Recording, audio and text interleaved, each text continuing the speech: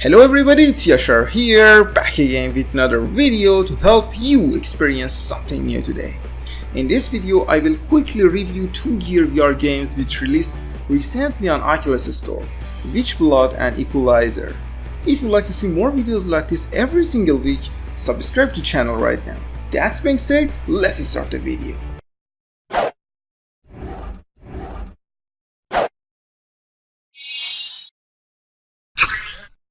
Before starting the review, let me answer the main question that everybody asks me about Witchblood on Reddit and Google+.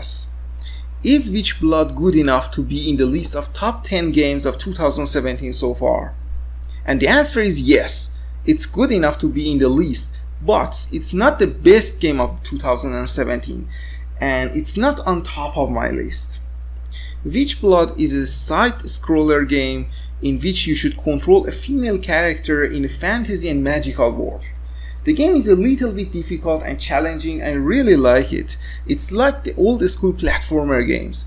It's definitely one of the few mobile VR games that delivers a long playtime with a simple but effective story. I really like the graphics. I think it's just gorgeous. I like the gameplay mechanisms and adjustable difficulty level. If you want to challenge yourself, select harder difficulty levels. The voice actings and sound effects are amazing as well. It's really professional. However, like every single game that I review on this channel, there are always some aspect of a game that I don't like. First thing I don't like about Witchblood is controls. If you play the game with gamepad, yeah, it's good. But if you try to play the game using Gear VR controller, the challenge will be a little bit unfair. It's really difficult to control the character using Gear VR motion controller.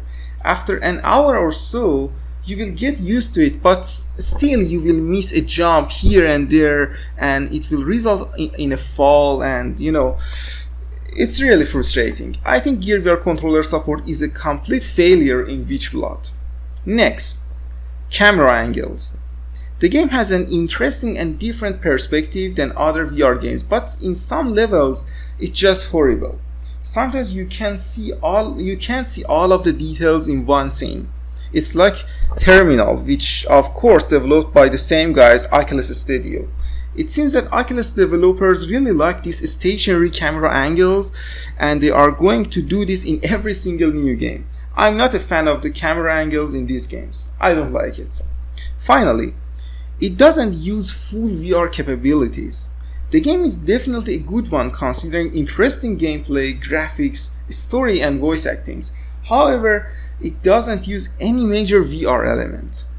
Don't get me wrong, the game is immersive, but level of immersion in gameplay is completely different with a game like Dreadhalls, Drop Dead, Dead Secret or Daedalus. In other words, it's a good game, but even if you play it on your mobile screen, you won't miss anything. The VR experience doesn't add any value to the gameplay. My final verdict for Witchblood is an 8 out of 10.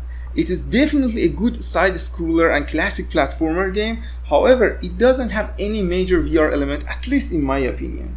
The game itself is awesome and beautiful, however, the VR experience is not a masterpiece by my standards. Now, I will quickly review Equalizer, which is a platformer and musical game for Gear VR. So the gameplay is pretty straightforward. You should jump on different levels and find your way to the final and top platform while your favorite music is playing in the background. The graphics of the game are pretty simple, but personally I like the simplicity of the game. It can be really immersive and fun to jump on different platforms and be able to hear a good music. I like the soundtracks and sound effects in the game, and I think the game has a very good potential, but there are some things that I don't like about the game. First, controls. Unfortunately, the game only supports touchpad, and the controls using touchpad are not the best controls in the world.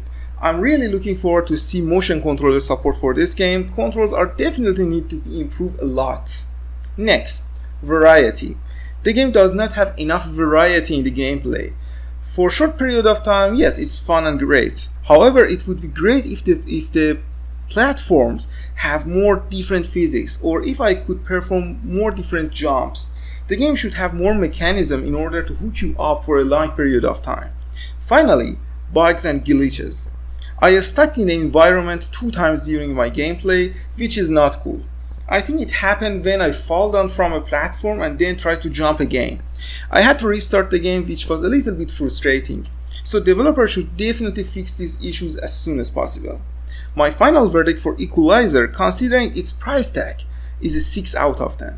It's slightly above the average, but it definitely needs a lot of improvements in graphics, gameplay, and controls.